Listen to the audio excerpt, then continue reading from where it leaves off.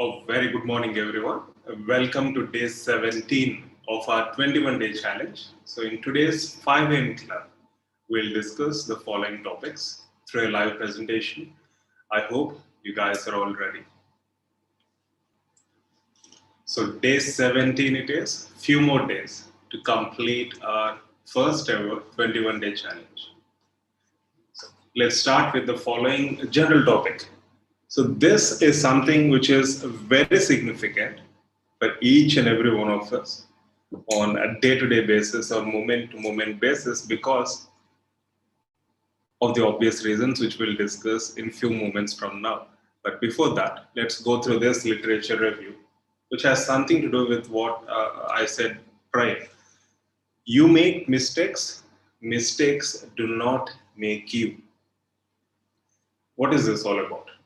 In thinking of our own mistakes or those of others, it is helpful and realistic to think in terms of what we did or did not do rather than in terms of what the mistakes made us. To go in depth, for example, to say I failed, where you're using failed as a verb, you know the difference between noun and verb, right? For example, to say I failed is but to recognize an error and can help lead to future success. So you ran, you ate, you failed, right? So fail in this context is a verb, action which a noun does, isn't it? But to say I'm a failure, I'm an idiot, I'm a failure, I'm stupid. So using fail in this context as noun to say I'm failure does not describe what you did, but what you think the mistake did to you. This does not contribute to learning, but tends to fixate the mistake and make it permanent. This has been proved over and over again in clinical psychological experiments. So remember, you make mistakes. Mistakes don't make you anything. In fact, it's one of the forms of harsh self criticism which we resort to. When we fail, we don't say or we don't acknowledge the fact that we fail, but rather we assume and take it granted that we are a failure, we are losers. That would be an insult to self when the self is unique in its own way, isn't it? So it's a very simple thing. The difference between noun and verb. It's not about vocabulary, it's not about grammar, but it's about how you are using words to depict your journey, isn't it? So, if in case you made a mistake, if in case you fail in a particular test, so did you make a mistake? Did you fail in that test? Or do you consider yourself as a failure? So, this is something which each and every one of us should think over time and again, and only with the hope that this would enable us to realize that mistakes are part and parcel of one's journey. Making errors is essential in order to correct our course and move towards a plan of action or towards our goals and fulfill our objectives accordingly, isn't it? So, with this initial comments, let's move on to our academic part where we'll review some relevant information on sterilization disinfection procedures, especially sterilization, different types of sterilization. We'll try to have an overview. And in the process, we highlight certain important points which you can make a note of, right? Excuse me.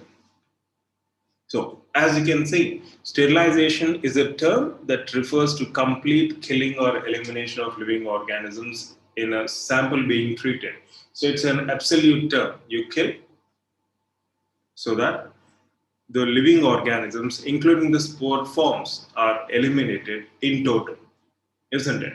So, there are four widely used means of sterilization. Standard sterilization process utilizes heat, radiation, chemicals, or direct removal of microorganisms, such as filtration procedures. I'm sure we all have you all have filters at your homes. So there is filtration process happening where with physical removal of microorganisms as well, including viruses. The most widely practiced method of sterilization is the use of heat. There are a number of different means by which heat can be applied to sample. The choice of which method of delivery depends on a number of factors, including the type of sample. Rubber material, one form of sterilization. Glass materials, other form of sterilization. Liquids, a different form of sterilizations. Plastic surfaces, a different form of sterilization. So each one, depending upon various factors, including the type of sample, the sterilization method varies, as you're all familiar with. As an example, when a bacterial as an example, when bacterial spores are present, the heating conditions must be sufficient to kill even those dormant forms of bacteria. Of course, we can accomplish this through sterilization, moist steam sterilization, heat sterilization, sterilization process as such. A common type of heat sterilization that is used many times each day in a micro laboratory is known as incineration. Example, the best example is direct flaming. Microorganisms are burned by exposing them to an open flame of propane. Flaming of inoculating needles and tops of laboratory glassware before and after sampling are examples of incineration, where the sample is subjected to high temperatures. Another form of heat sterilization is boiling. Drinking water can be sterilized with respect to potentially harmful microorganisms such as E. coli. And the information which we come across now is very interesting and important because depending upon the duration of boiling, we kill microorganisms or spore forms accordingly. So if you observe, by heating the water to temperature of 100 degrees centigrade or 212 degrees Fahrenheit for 5 minutes, we can eliminate E. coli. However, the dominant cyst form of protozoan Giardia lamblia that can be present in drinking water can survive this period of boiling, that is for 5 minutes. So to ensure complete sterility, 100 degrees temperature must be maintained for 30 minutes. Even then, some bacterial spores such as Bacillus and Clostridium can survive. So to guarantee sterilization, fluids must be boiled for an extended time or intermittent boiling can be done at least 3 times up to 30 minutes duration with periods of boiling interspersed with time to allow the fluid to cool. Steam heat sterilization or moist heat sterilization is something which we are all familiar with, which we do on regular basis, on daily basis in our clinics or in our colleges. It's performed on daily basis in labs. The pressure cooker called an autoclave is typical means of steam heat sterilization. Time and temperatures are always important. So autoclaving for 15 minutes at 15 pounds of pressure produces a temperature of 121 degrees centigrade, sufficient to kill bacterial spores, which is very, very important. And also we have various spore tests to test for the efficacy of this steam heat sterilization, spores of Bacillus and Clostridium, test spores. And pasteurization is another sterilization procedure which is employed to sterilize fluids. Milk is pasteurized. If you observe the milk packet, on the back of the packet, it's written that it's pasteurized milk. So pasteurization is employed to sterilize fluids such as milk without compromising the nutritional or flavor qualities of the fluid. The final form of heat sterilization is known as dry heat sterilization, temperature of 160 to 170 degrees centigrade for 2 hours. Glassware is often sterilized in this way. Essentially, this involves use of an oven to heat dry objects and materials to the specified temperature. And some samples cannot be sterilized by using any form of heat, such as rubber gaskets or plastic surfaces. So heat sterilization can deform these materials or make them brittle. So we have other forms of sterilization like chemical or gas sterilization, which can sterilize objects. Ethylene oxide gas is toxic to many microbes. Its use requires a special gas chamber because vapors are also noxious or harmful to humans. Chemicals that can be used to kill microbes include formaldehyde, glutaraldehyde, even ethanol. which is an effective sterilant of lab work surfaces. However, the exposure to surface of ethanol must be long enough to kill adherent microbes. Otherwise, survivors may develop a resistance to the sterilant. Another means of sterilization utilizes radiation. You might have seen UV cabinets in your clinics or in your colleges. So irradiation of food is becoming more acceptable means of sterilizing the surface of foods. UV radiation or ultraviolet radiation acts by breaking up the genetic material of microbes. The damage is usually too severe to be repaired. The sole known exception is radiation-resistant bacteria of genus Deinococcus, which we already discussed in one of the previous study club discussions long ago. So you can make a note of this point. Radiation-resistant bacteria of genus Deinococcus. Deinococcus doesn't want to die. Deinococcus. And finally, the final method of sterilization involves the physical removal of microbes from fluid. This is done using filters that have extremely small pores or holes in them. Fluid is pumped through the filters, all but water molecules are excluded from passage. Filters now in routine use in treatment of drinking water can be designed to filter out every small microbes, including viruses. Including viruses. And before I conclude, I have a small question to you all.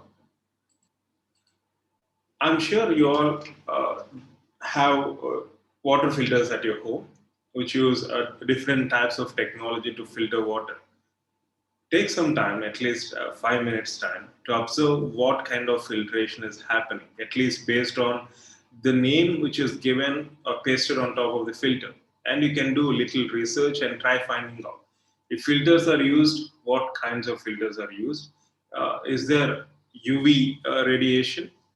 Is there any other special mechanism? They're talking about reverse osmosis. If you observe RO filters, we call them as RO filters. So, what's the mechanism behind filtering that's happening in your home water filters? So, try finding out and let me know tomorrow, right? So, before we conclude, as let's have a brief summary. As we have seen initially, mistakes don't make us, we do make mistakes. There is significance to this. Exactly, reverse osmosis. So, I failed, I am a failure. There is a lot of difference between these two statements, not just in grammatical terms, but also in our approach towards, yes, in our approach towards the task at hand. So that's very, very important. When we acknowledge the fact that we make mistakes, as I mentioned, it gives us an opportunity to correct our course and progress. And also, you've seen different forms of sterilization, heat sterilization. Also, you've seen how radiation can be used, radio-resistant microbes, especially the names, and also filtration. So there are various materials depending upon the properties have to be sterilized in a specific way. We've come across some examples. Consider them very, very important, especially the time and temperatures of particular sterilization means or methods, examples or various instruments that can be sterilized through that particular means, and other miscellaneous points which we covered by highlighting them in this specific video. I hope it's clear. And before I conclude, as I keep on reminding, it's all about our effort towards a task at hand. Working hard, that is, working hard, working consistently, and most importantly, believing in ourselves. The times are increasingly challenging as days are passing. We're having more number of cases again. We're recording more number of cases. Maybe you're already having. Um, Times are very challenging. They're talking about curfews, restrictions, lockdowns. There is so much, and so much of negativity happening around us. And I'm very confident that when we have a right perspective, right, when we see things as they are, will not succumb to this negativity, which is very, very important, especially in these challenging times. The times are extraordinary. No one in the current generation or even past generation had faced these extraordinary situations. We are facing them, and let's take it as a challenge. And we might not save everyone from the ongoing pandemic, but at least we can save ourselves and our family. If everyone does that, then it's like we're saving ourselves from this deadly pandemic. So take care of yourself, and three basic things which everyone is advocating: wearing masks, sanitizing, and then maintaining distance. Along with that, avoiding unnecessary travel. So consider these things very, very important, and most importantly, take care of yourself and your loved ones. So with this, let's conclude our live session. Have a fantastic day ahead. Love you all.